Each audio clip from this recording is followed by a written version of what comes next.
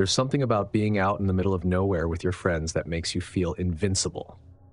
It's like the world shrinks down to just the few of you, a small, self-contained bubble of laughter and camaraderie. That's how we felt when we decided to go camping that weekend. Just 4 friends, a couple of tents, and the open wilderness. We had no idea that something, or rather, someone, would shatter that bubble and leave us questioning everything we thought we knew about safety in the wild. The idea was simple. Drive out to a remote campground, set up camp, and spend a few days hiking, fishing, and forgetting about the stresses of everyday life. No phones, no internet, just us and nature. On the day of the trip, the sky was a perfect blue, the road winding through forests and past glistening lakes. We played music, sang along, and laughed at stupid jokes. Just the kind of carefree road trip you'd expect when you're with your closest friends. We reached the campsite in the late afternoon.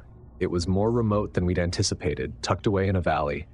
There were no other campers in sight, just an empty ranger station at the entrance and a few worn-out signs marking the trails. The isolation didn't bother us. In fact, we welcomed it.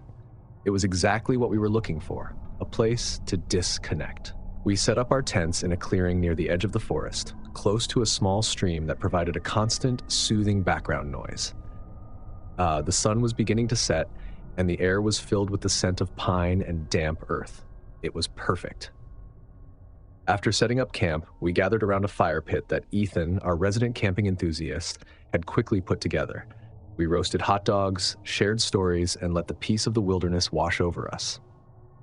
As the night fell and the stars came out, we felt like we were the only people in the world. It was exactly the kind of escape we had all needed. But that sense of peace didn't last long. It was around 9 p.m. when we first saw him. We were deep into a conversation about some dumb thing that had happened back on campus when Ethan suddenly stopped talking, his eyes fixed on something beyond the firelight. His face, which had been animated with laughter just moments before, now held a look of confusion. "What is it?" I asked, turning to follow his gaze. Standing just at the edge of the clearing, half hidden in the shadows of the trees, was a man. He was tall and thin, dressed in what looked like a heavy jacket and jeans, even though the weather was mild. His hair was long and unkempt, and his face was partially obscured by the darkness, but I could see the glint of his eyes reflecting the firelight. He didn't say anything.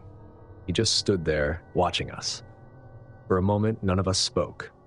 The sight of him was so unexpected, so out of place, that it took a second for my brain to catch up with what I was seeing.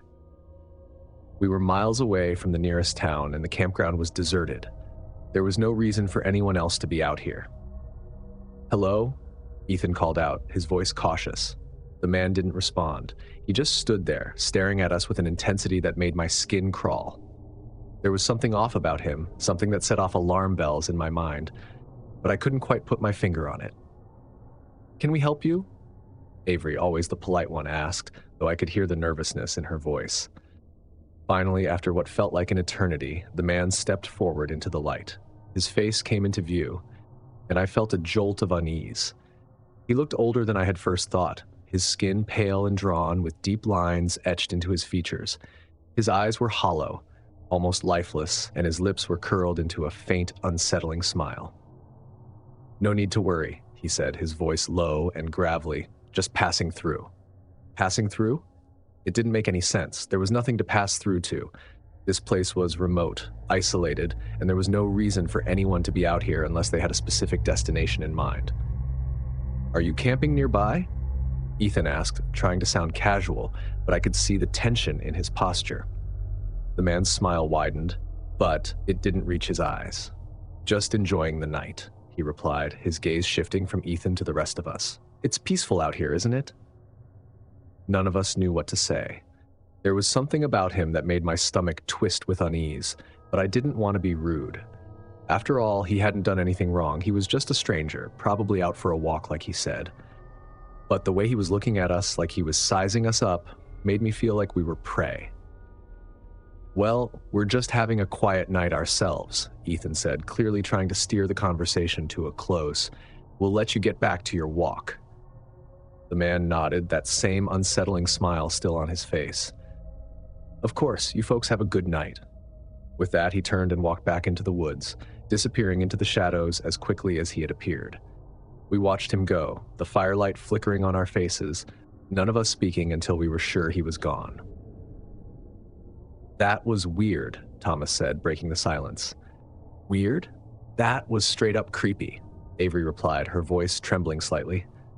"Maybe he's just a local," Ethan offered, though he didn't sound convinced. "Some people like to camp alone." "Maybe," I agreed, though I couldn't shake the feeling that something was very wrong. The mood had shifted. The sense of peace we'd felt earlier was gone, replaced by a lingering tension that none of us could ignore. We tried to go back to our conversation, to pretend that the encounter hadn't rattled us, but it was no use. The stranger's presence hung over us like a dark cloud, and every crack of a branch, every rustle of leaves in the wind made us jump. Finally, we decided to call it a night. We doused the fire, packed away the food, and retreated to our tents, each of us casting uneasy glances toward the dark woods as we zipped ourselves in. I tried to tell myself that everything was fine, that the man was just some eccentric who liked to wander around the woods at night. But as I lay there in my sleeping bag, staring up at the fabric ceiling of the tent, I couldn't shake the image of his eyes, cold, hollow, and completely devoid of any warmth or humanity. I didn't sleep well that night.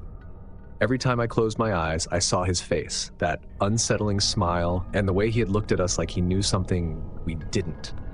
And deep down, I knew this wasn't the last we'd see of him. The next morning, over breakfast, we made jokes about the creepy woodsman and tried to convince ourselves that we had overreacted. But the truth was, none of us could forget how uneasy he had made us feel. We spent the day hiking and exploring the area, doing our best to enjoy the beautiful surroundings. The sun was shining, the birds were singing, and for a while, it was easy to forget about the strange man we had met the night before. But as the day wore on and the shadows began to lengthen, that feeling of unease started to creep back in. We returned to the campsite in the late afternoon, tired but in good spirits. Ethan and Thomas set about gathering firewood while Avery and I prepared dinner. It was shaping up to be another pleasant evening, until we noticed something strange. The first sign that something was off came when Ethan went to fetch the lantern from his tent and found that it wasn't where he'd left it. He searched the tent from top to bottom, but it was gone. "Are you sure you didn't leave it somewhere else?" I asked, trying to keep my voice steady. "I'm positive," he replied, his brow furrowed. "I left it right here, next to my sleeping bag." We all searched the campsite, but the lantern was nowhere to be found. It didn't make any sense, it wasn't the kind of thing you could easily lose, and none of us had moved it. But we tried to brush it off as one of those things that just happen when you're camping, even though the uneasy feeling in my gut told me otherwise. As the sun began to set, we lit the fire and gathered around it, trying to ignore the growing darkness around us.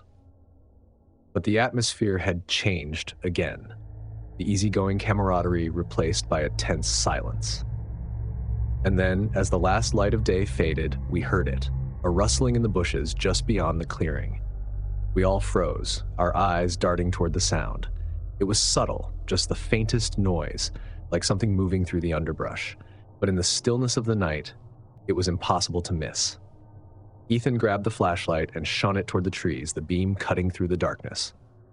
"Hello?" he called out, his voice shaky. There was no response, just the sound of the wind rustling the leaves. But as the flashlight's beam moved across the trees, I saw something that made my blood run cold. A face, half hidden behind a tree, watching us. It was the man from the night before. He was standing just beyond the edge of the clearing, his pale face barely visible in the shadows. He didn't move, didn't make a sound, just watched us with those same cold, hollow eyes. "Did you see that?" I whispered, my heart racing. Ethan nodded, his grip tightening on the flashlight. "Yeah, I saw him." "What is he doing?" Avery asked, her voice trembling. "I don't know," Thomas replied, his voice tight with fear, "but I don't like it." We all stood there, frozen, unsure of what to do. The man didn't move, didn't come any closer. He just stood there, watching us, like he was waiting for something. Finally, Ethan spoke up, his voice firm. "We need to get out of here." We didn't argue. We quickly packed up what we could, our movements frantic and disjointed as we kept glancing toward the trees. The man was still there, still watching, but he didn't make any move to stop us. We piled into the car, the fear thick in the air, and sped out of the campsite, leaving the man and the forest behind. We didn't stop driving until we were well out of the mountains, the lights of the nearest town coming into view. The tension in the car was palpable, none of us daring to speak until we were sure we were far enough away. "What the hell was that?" Avery finally asked, her voice shaking. "I don't know," Ethan replied, his hands gripping the steering wheel tightly. "But I didn't want to stick around to find out." "Do you think he was following us?" Thomas asked, his voice tinged with fear. I shook my head, trying to make sense of what had happened. "I don't know, but there was something about him, something that wasn't right." We all fell silent again, each of us lost in our own thoughts. The encounter with the stranger had shaken us to our core, and the questions it raised were too many to count. Who was he? Why was he out there in the middle of nowhere, and what did he want from us? We never found out. We never went back to that campsite, and we never spoke of the encounter again. But the memory of that man, his cold, hollow eyes, his unsettling smile, still haunts me to this day. There's one thing I'm sure of. I'll never go camping in a remote area again.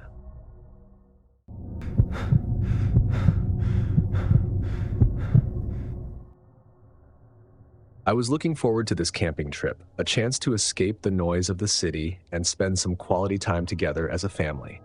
It was supposed to be a simple getaway, just me, my wife, and our 2 kids, out in nature, away from the stress of everyday life. We found a campground that was supposed to be quiet and peaceful, tucked away in a national park, with a beautiful river running nearby.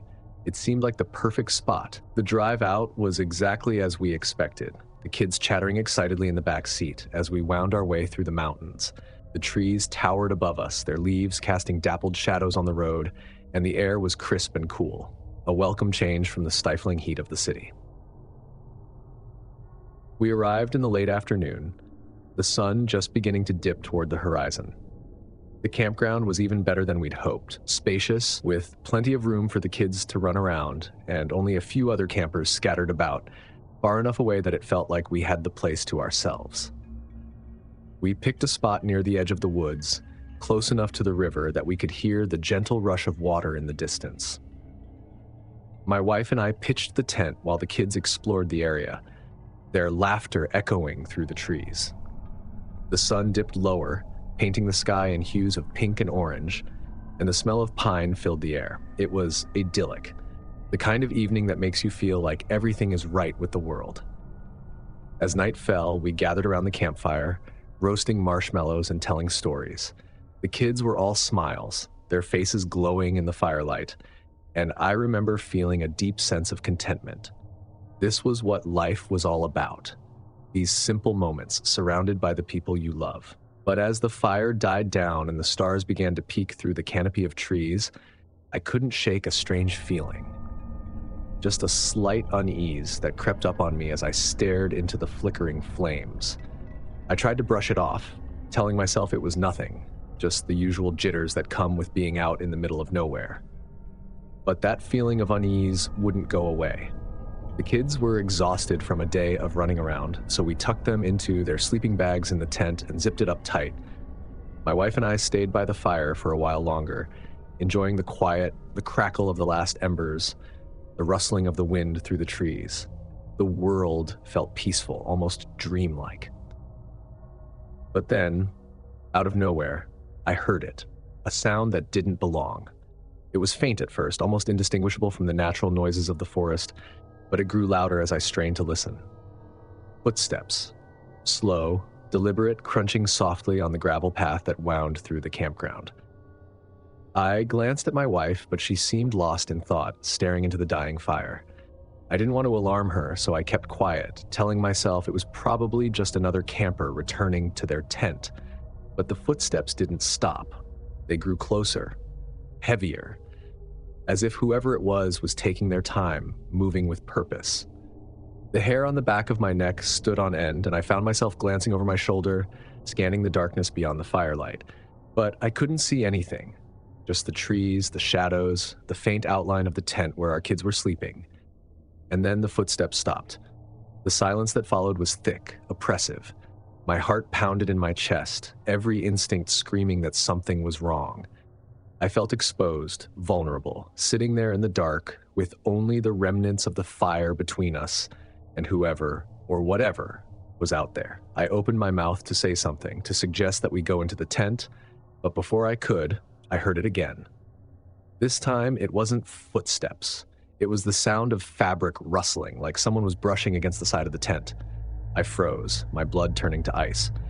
The tent was just a few feet away, the faint outline of it visible in the dim light. But the sound was unmistakable. Someone was outside our tent, moving around it, maybe even touching it. My wife must have sensed my tension because she looked up at me, her eyes wide with concern. "What is it?" she whispered. I shook my head, not wanting to frighten her, but the fear in her eyes told me she already knew something was wrong. "I think there's someone out there," I whispered back, my voice barely audible. She didn't say anything, just nodded, her hand reaching for mine. We both sat there, listening, our ears straining to catch any sound, but the forest had gone silent again, the only noise the soft rustle of leaves in the breeze. For a long moment, we stayed like that, our breaths shallow, our hearts pounding. But when nothing happened, when the footsteps didn't return, I began to relax, telling myself that it was just my imagination. "Maybe it was an animal," my wife suggested, her voice trembling slightly. "Yeah," I agreed, though I didn't believe it. "Probably just a raccoon or something." But the unease lingered, gnawing at the back of my mind. We decided to call it a night, dousing the fire and retreating to the safety of the tent. The kids were sound asleep, their breathing soft and steady, oblivious to the tension in the air. We crawled into our sleeping bags, zipping them up tight, the thin fabric the only barrier between us and the darkness outside. I lay there for what felt like hours, staring up at the ceiling of the tent, listening to the sounds of the forest. Every rustle of leaves, every creak of a branch sent a jolt of fear through me, my mind conjuring images of shadows lurking just outside, waiting for the right moment to strike. But eventually, exhaustion took over and I drifted into a fitful sleep. I woke up to the sound of the zipper on the tent being pulled open. For a moment, I was disoriented, my mind struggling to process what was happening. The tent was dark, the only light coming from the moon filtering through the trees. But the sound of that zipper, slow, deliberate, sent a bolt of terror through me. I shot up, my heart pounding in my chest, my eyes wide as I scanned the tent. My wife was already awake, her face pale in the moonlight, her eyes wide with fear. The kids were still asleep, oblivious to the danger. The zipper stopped halfway, leaving the tent partially open, and I could feel the cool night air seeping in. But there was no movement, no sound from outside. I reached for the flashlight, my hands trembling as I flicked it on. The beam cut through the darkness, illuminating the inside of the tent, but I couldn't bring myself to point it toward the opening.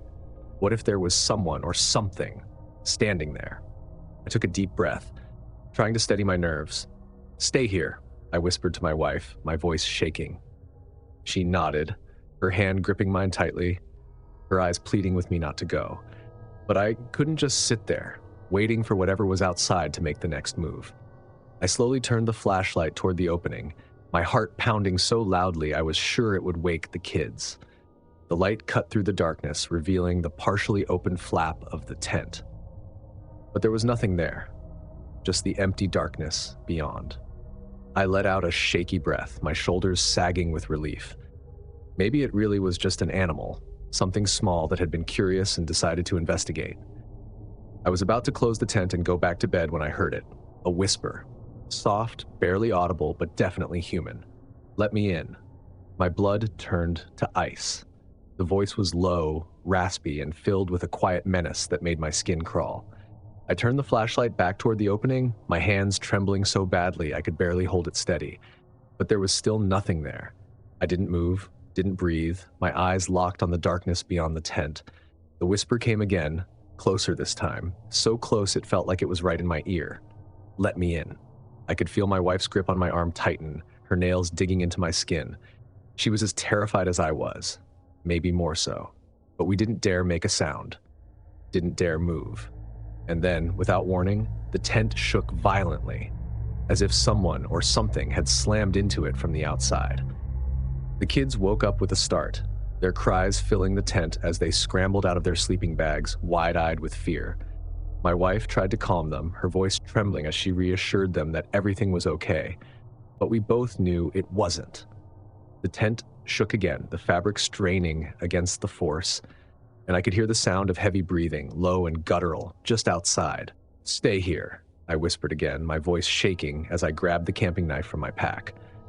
"I'm going to see what it is." "No," my wife pleaded, her eyes wide with fear. "Don't go out there." But I didn't have a choice. I had to protect my family, had to find out what was threatening us. I took a deep breath, steeling myself for whatever was waiting outside, and slowly unzipped the tent the rest of the way. The cold night air hit me like a slap in the face, and I stepped out, the flashlight beam illuminating the campground. The forest was silent, the only sound the rapid pounding of my heart in my ears. I scanned the area, the light bouncing off the trees, the shadows twisting and turning in the beam. But there was nothing, no movement, no sign of anyone or anything that could have been responsible for the attack on the tent. And then, just as I was about to turn back, I heard it again. The whisper, coming from the trees. "Let me in." My heart raced as I pointed the flashlight toward the sound, but there was nothing there, just the dense underbrush, the tall pines, and the impenetrable darkness beyond. But I could feel it. The presence of something, lurking just out of sight, watching me. I backed away slowly, my hands shaking, and ducked back into the tent, zipping it up as quickly as I could. My wife and kids were huddled together, their faces pale with fear, and I could see the terror in their eyes. "We're leaving," I whispered, my voice firm. "Now." We didn't waste any time. We packed up the tent and our gear as quickly as we could, our movements frantic and desperate. The kids were too scared to cry, their wide eyes fixed on us as we worked, their small bodies trembling with fear. The entire time, I could feel the presence of whatever had been outside, lingering in the darkness, watching us. But it didn't make another move, didn't make a sound, as if it was waiting for the right moment to strike. We finished packing, and I grabbed the keys to the car, my hands shaking so badly I could barely hold them. We piled into the car, my wife holding the kids close, her eyes scanning the darkness outside the windows. I started the engine, the headlights cutting through the night, and we sped out of the campground, the tires kicking up gravel as we went. The road wound through the trees, the forest closing in around us, but I didn't dare slow down. My heart pounded in my chest, my mind racing with what had just happened. The voice, the shaking tent, the sense of being watched, it all felt like a nightmare, something too terrifying to be real. But it was real. It had happened, and we had barely escaped. We drove for hours, not stopping until we were miles away from that place. We finally pulled into a rest stop, the kids falling asleep in the back seat, exhausted from the night's ordeal. My wife and I sat in the car, the silence between us heavy with the unspoken terror of what we had experienced. "What was it?" she finally asked, her voice barely above a whisper. I shook my head, unable to answer. I didn't know. I still don't. But I do know that something was out there, something that didn't belong, something that wanted to get inside. And I know that we were lucky to get away. I don't know what would have happened if I had let it in, and I hope I never find out.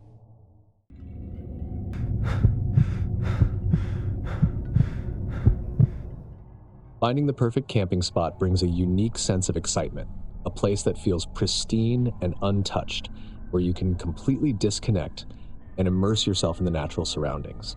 That's what we were looking for when we set out on that trip. We wanted to escape the noise, the crowds, and the constant buzz of technology. We wanted solitude, peace, and the chance to reconnect with ourselves and each other. We found that spot, at least we thought we did. It was late summer, the kind of warm, golden days that make you feel like you're living in a postcard. We had decided to take a weekend trip to a remote lake we'd heard about through word of mouth. It was supposed to be beautiful, surrounded by dense forest and far from the nearest town. The kind of place that feels like it's just for you, hidden away from the rest of the world. The drive out was long, taking us deeper into the mountains than we'd ever been before. The road turned from pavement to gravel, then to dirt, winding through thick stands of pine and birch. The air grew cooler, fresher, and the scent of the forest filled the car. We parked the car at the edge of a small clearing where the trees opened up just enough to give us a view of the lake. It was perfect, calm, still, the surface of the water reflecting the sky like a mirror. There wasn't another soul in sight, just the four of us and the wilderness. We set up our tents close to the water's edge, unpacking our gear and settling in for what we thought would be a peaceful weekend. The lake was serene. It felt like we had stepped into another world, far removed from the chaos of everyday life. That first evening was everything we had hoped for. We cooked dinner over a campfire, shared stories, and watched the sun set over the lake, the sky turning from orange to pink to deep purple. The stars began to appear one by one until the sky was a blanket of twinkling lights. It was the kind of night that makes you feel small in the best possible way, like you're a part of something much bigger. We stayed up late, talking and laughing, the fire crackling between us. There was a sense of contentment, of rightness, that made us all feel like we had found something special. We were disconnected from the world, but connected to each other, to nature, to something deeper. But as the fire burned low and the night grew colder, I couldn't shake a nagging feeling in the back of my mind, a sense that something wasn't quite right. It was nothing I could put my finger on, just a vague unease that made me glance over my shoulder more than once, peering into the darkness beyond the firelight. I told myself it was nothing. After all, we were miles from anywhere, and there was nothing out there but trees and animals. What could possibly go wrong? The next morning dawned clear and bright, the lake glistening in the early light. We woke up feeling refreshed, the unease from the night before forgotten in the daylight. We spent the day exploring the area, hiking along the shoreline and swimming in the cool, clear water. It was everything we had hoped for, a perfect escape. But as the day wore on, little things started to feel off. The forest, which had seemed so welcoming the day before, now felt somehow darker, the trees pressing in closer, their shadows longer. The birds, which had filled the air with their songs, had fallen silent, leaving an eerie stillness that settled over the lake. I tried to ignore it, telling myself it was just my imagination.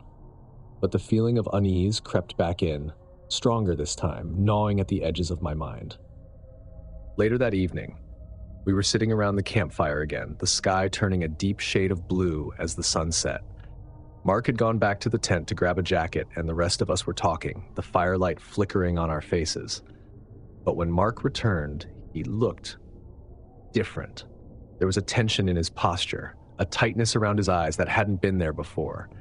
He didn't say anything, just sat down and stared into the fire, his expression distant. "Everything okay?" I asked, trying to keep my voice casual. Mark hesitated, then nodded. "Yeah, I thought I saw something in the woods. Probably nothing." The way he said it, though, made my skin prickle. "What did you see?" He shook his head, forcing a smile that didn't reach his eyes. "I don't know, probably just a deer or something. It's nothing." But I could tell he didn't believe that, and neither did I. We tried to move past it, to enjoy the evening like we had the night before, but the mood had shifted. The conversation became stilted, forced, and every crack of a branch, every rustle of leaves made us jump. Finally, Emily suggested we turn in early. No one argued. We doused the fire and headed for the tents. But as I crawled into my sleeping bag, the unease gnawed at me, making it impossible to relax.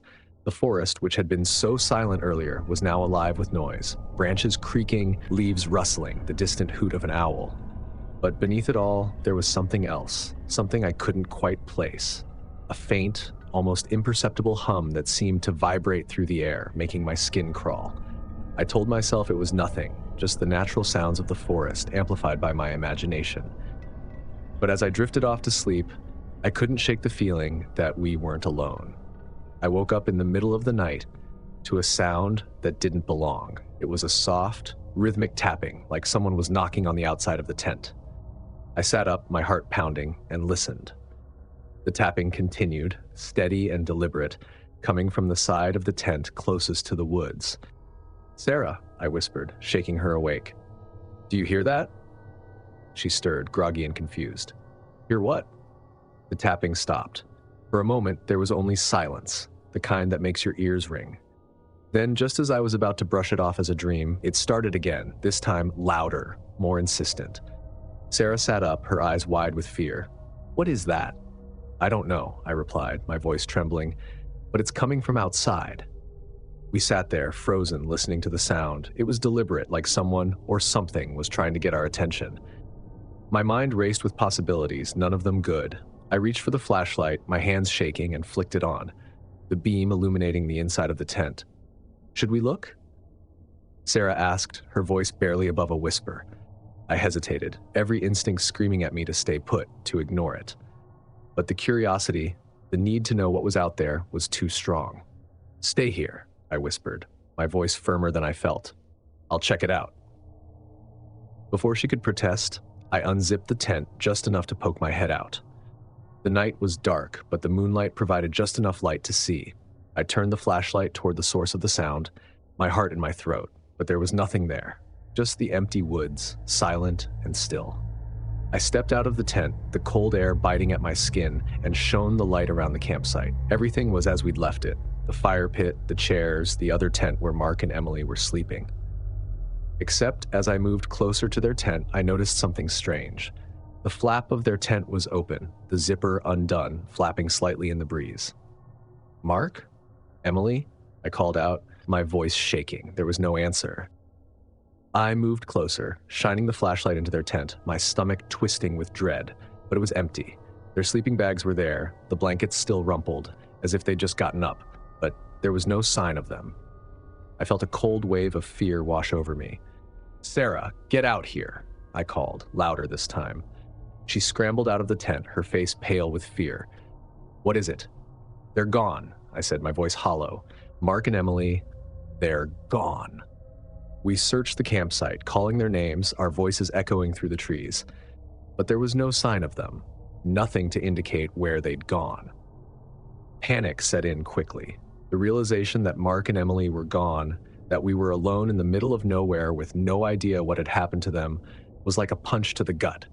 We grabbed our things, not bothering to pack properly, just shoving everything into our bags as fast as we could. "We need to get out of here," Sarah said, her voice trembling with fear. "We need to find help." I didn't argue. The fear in her eyes mirrored my own. We didn't know what had taken Mark and Emily, but we knew we had to get out of that place. We left the campsite in a rush, the darkness pressing in around us as we made our way to the car. The forest, which had been so peaceful just a day before, now felt menacing, every shadow hiding some unknown threat.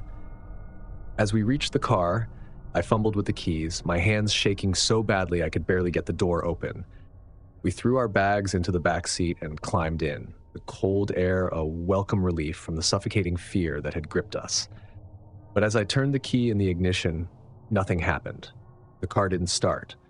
I tried again, but the engine refused to turn over. Panic surged through me, my mind racing with worst-case scenarios. The car had been fine when we'd arrived. There was no reason it shouldn't start now. Come on," I muttered, turning the key over and over. But the car remained stubbornly silent. "Now what?" Sarah asked, her voice on the verge of tears. I didn't have an answer. We were miles from the nearest town with no cell service and no way to call for help. The thought of going back to the campsite, of spending another night in those woods, was unbearable. "We have to walk," I said finally, the words heavy in the air. "We have to find help." Sarah nodded, her face pale, but she didn't argue. We grabbed our bags, the essentials only, and started down the dirt road, the darkness pressing in on us from all sides. The night was silent, the only sound our footsteps crunching on the gravel. But every now and then, I thought I heard something. A faint rustling in the trees, a soft whisper on the wind. I kept glancing over my shoulder, my heart pounding with fear, but there was nothing there. We walked for hours, the road stretching out endlessly before us. The forest seemed to close in tighter with each step, the trees leaning over us like silent sentinels. I could feel the weight of the darkness pressing down on us, making it hard to breathe, to think. And then, just as I was beginning to lose hope, we saw it. A light, faint and distant, flickering through the trees. "Look," Sarah said, her voice filled with a mix of hope and fear. "Someone's out there." I wasn't sure if that was a good thing, but it was our only option. We hurried toward the light, our footsteps quickening as we closed the distance. At first, I was too scared to believe it was real, convinced that it was another trick like the lantern hanging in the middle of the road. But as we got closer, I realized it wasn't a lantern at all.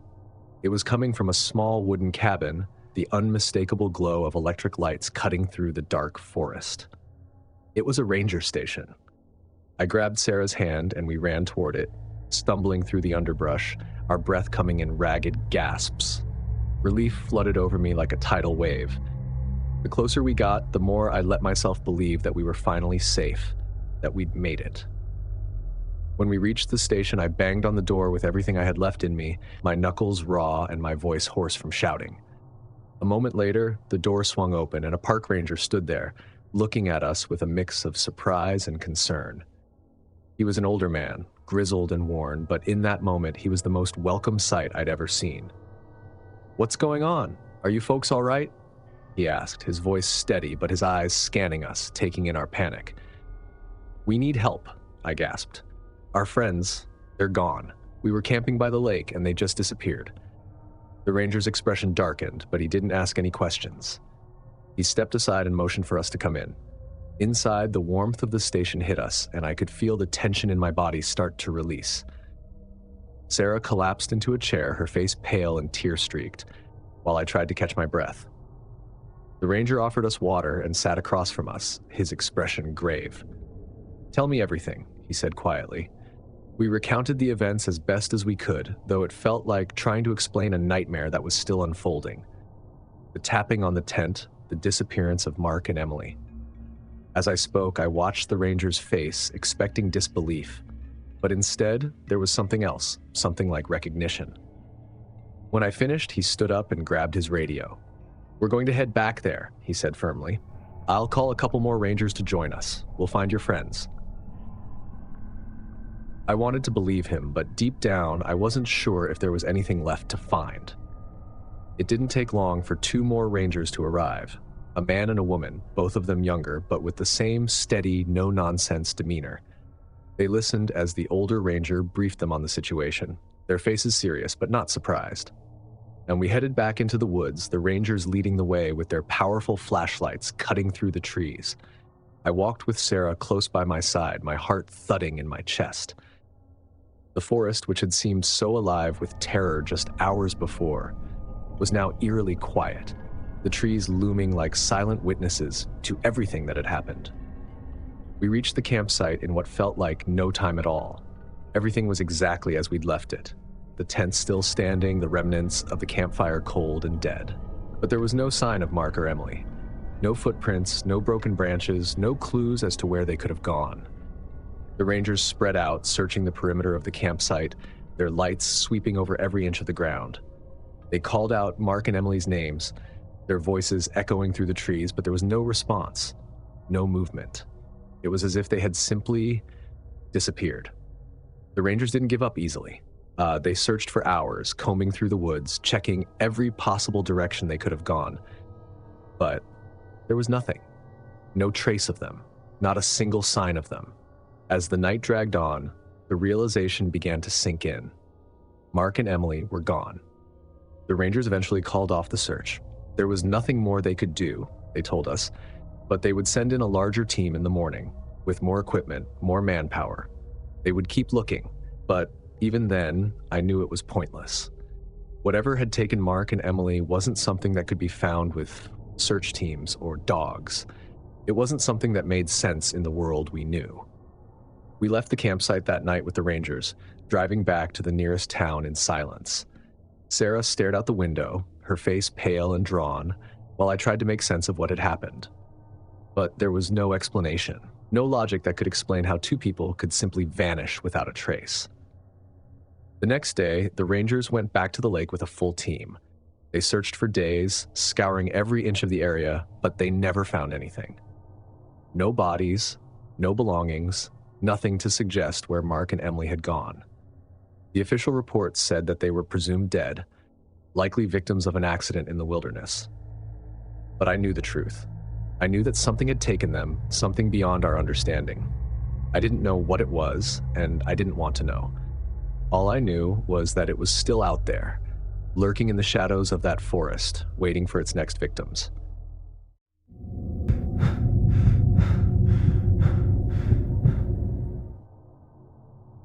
We had been planning this trip for weeks. 4 friends looking for a bit of adventure before the summer ended, and we all went our separate ways for college.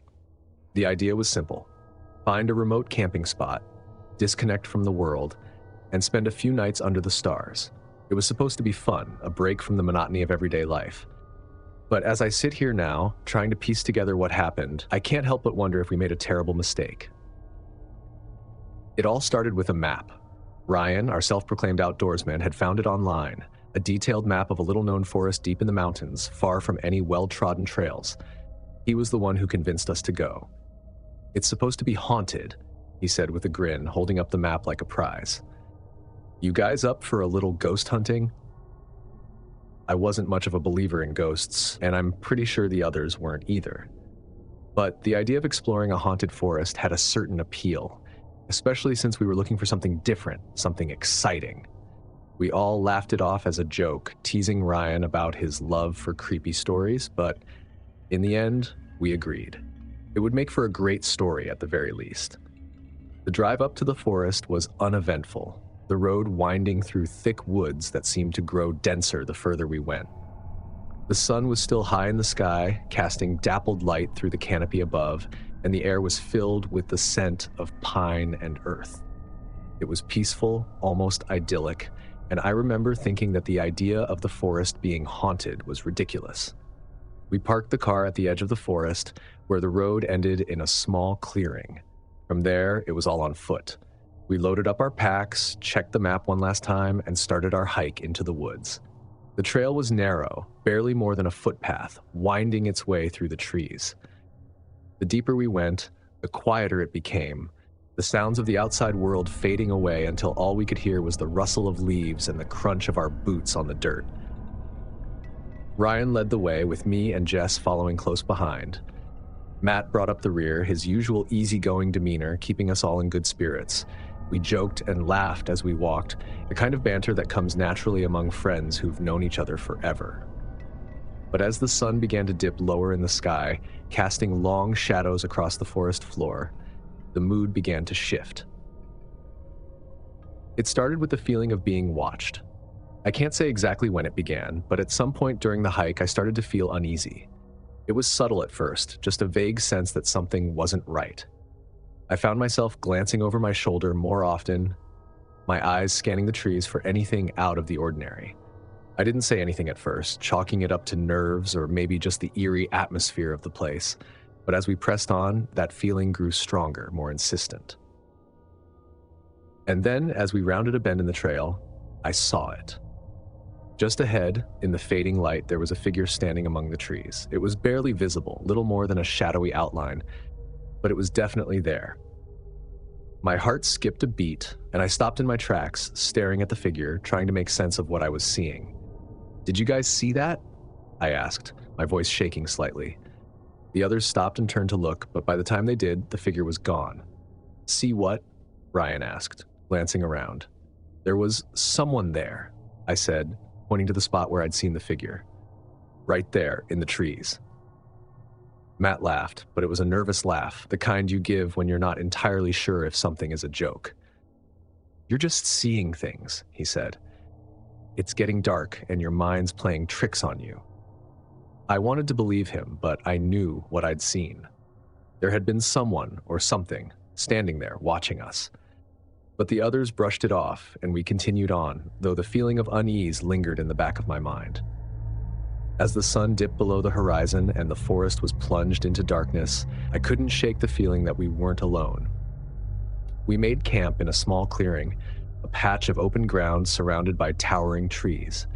The last light of day had faded completely by the time we pitched our tents, and the forest around us was alive with the sounds of night. Crickets chirping, the rustle of leaves in the breeze. Ryan got a fire going, the flames crackling and casting a warm glow that pushed back the darkness. We gathered around it, the tension from earlier slowly melting away as we settled into the familiar routine of setting up camp. Jess and Matt unpacked the food, and soon we were roasting marshmallows and telling stories, the way we always did on these trips. But even as we laughed and talked, I couldn't shake the feeling that something was wrong. The forest felt too quiet, the darkness too thick, pressing in on us from all sides. And every now and then, I thought I saw movement just beyond the reach of the firelight, a flicker of shadow, a brief glimpse of something in the trees.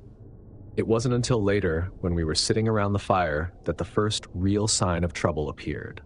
We were deep into one of Ryan's ghost stories, something about a haunted cabin in the woods, the kind of tale that would have seemed silly in any other setting, when we heard it. A whisper, faint, barely audible, but there. We all stopped talking at the same time, our heads turning in unison toward the sound. It seemed to come from the darkness beyond the fire, a soft, breathy voice that sent a shiver down my spine. "Did you hear that?" Jess asked, her voice barely above a whisper. We nodded, our eyes scanning the darkness, but we couldn't see anything. "It's probably just the wind," Ryan said, though he didn't sound convinced. We tried to go back to our conversation, but the mood had shifted. The air felt heavy, charged with something we couldn't quite identify. The fire crackled and popped, the only sound in the oppressive silence that had settled over the camp. And then we heard it again. The whisper, closer this time, like someone was standing just beyond the circle of light, watching us. "Who's there?" Ryan called out, his voice wavering slightly. There was no answer, just the soft rustling of leaves and the whisper of the wind. But I could feel it now, the presence of something in the darkness, something that was watching us. Matt stood up, grabbing a flashlight from his pack. "I'm gonna check it out," he said, but there was a tremor in his voice that told me he was just as scared as the rest of us. "Don't go too far," Jess said, her eyes wide with fear. Matt nodded and flicked on the flashlight. He moved toward the edge of the clearing. We watched him go, the firelight casting long shadows across his face, making him look older, more serious than I'd ever seen him. He reached the edge of the clearing and shone the light into the trees, the beam bouncing off the trunks and branches, illuminating nothing but darkness. But then, the light caught something that made my blood run cold. A shadow with hollow eyes. It was there for only a second, but it was enough to send a wave of terror through me. "Matt!" I shouted, my voice shaking. He turned, the flashlight beam swinging wildly as he ran back to the fire. "Did you see that?" he asked, his face pale, his breath coming in short, panicked gasps. We all nodded, too scared to speak. The whisper came again, louder this time, almost like a hiss. It was close now, so close that I could feel the hair on the back of my neck stand on end. "Let's get inside the tents," Jess said, her voice trembling. We scrambled into our tents, zipping them up tight, the thin fabric the only barrier between us and whatever was out there. I lay there in the darkness, my heart pounding in my chest, my mind racing with what I'd seen. That shadow, it wasn't human, it couldn't be. But it had been there, staring at us from the darkness, watching us with those hollow eyes. And the whisper, it wasn't just the wind, it was something else. Something that didn't belong in this world. I didn't sleep that night. None of us did. The next morning, the forest seemed different. The sunlight filtered through the trees, casting dappled shadows on the ground, but the warmth that usually accompanied a new day was absent. The air was thick, oppressive, and the feeling of being watched lingered, even in the light of day.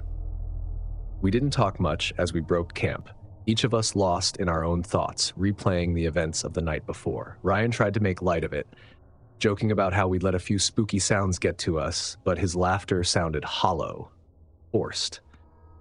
We all knew something was wrong, but none of us wanted to be the first to say it. As we packed up, I couldn't shake the feeling that we were being watched.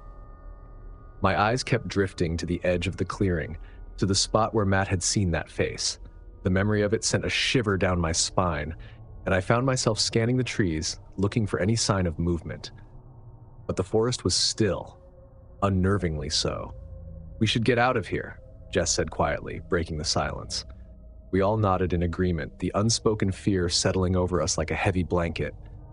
The idea of spending another night in that forest was unbearable, and we all felt it. The need to leave, to put as much distance between us and that place as possible. We started down the trail, the path winding through the trees, but the sense of unease only grew stronger the further we went. The forest seemed to close in around us, the trees towering overhead, their branches reaching out like skeletal fingers. The silence was oppressive. The only sounds are footsteps and the occasional rustle of leaves. And then As we rounded a bend in the trail, we saw it. A figure standing in the middle of the path, blocking our way. My heart lurched in my chest as I recognized it, the same face I'd seen the night before, pale and twisted, with hollow eyes that seemed to bore into my soul. The figure stood there, motionless, watching us. Ryan was the first to react. "Who are you?" he called out, his voice shaking. The figure didn't respond, didn't move. It just stood there, staring at us with those empty eyes. And then, slowly, it began to dissolve, fading into the air like smoke. I blinked, unable to believe what I was seeing. One moment it was there, and the next it was gone, leaving nothing but the empty path ahead. "What the hell was that?" Matt whispered, his voice trembling. None of us had an answer.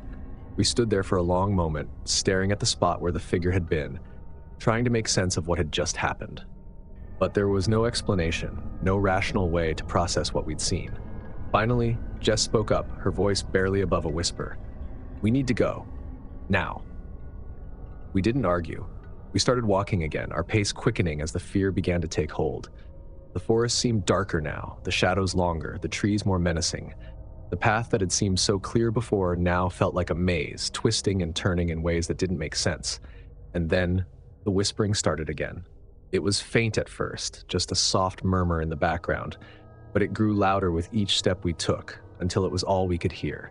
The same breathy voice, repeating the same words over and over, words we couldn't understand but that filled us with a deep, primal fear.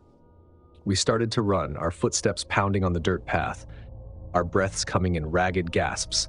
The whispering grew louder, more insistent, until it felt like it was right in our ears, surrounding us, suffocating us. I could see the fear in my friend's eyes, the same fear that was gnawing at my insides. We didn't know what was happening, didn't know what we were running from, but we knew we had to get away, had to escape this cursed forest before it was too late. And then, as we rounded another bend in the trail, we saw the car. It was parked just ahead, in the clearing where we'd left it, the sunlight glinting off the metal like a beacon of hope. We sprinted the last few yards, our hearts pounding with relief as we reached the car and threw our packs inside. But just as Ryan fumbled with the keys, something caught my eye. Standing at the edge of the clearing, just beyond the trees, was the figure. It was watching us, its hollow eyes fixed on me. I felt a cold wave of terror wash over me, and I yanked open the car door, diving inside as Ryan started the engine. The tires spun on the gravel, kicking up dust as we sped out of the clearing, the forest disappearing behind us. But even as we drove away, I couldn't shake the feeling that we were being followed. If these stories made your skin crawl, don't forget to hit that like button and share the chills with your friends. Subscribe for more terrifying tales and tap the notification bell so you never miss a moment of horror. Have a creepy camping experience of your own? Drop it in the comments. We're all ears. Remember, the wilderness holds secrets, and sometimes it's better not to explore them alone. Stay safe and keep watching for more spine-tingling stories. See you in the next nightmare.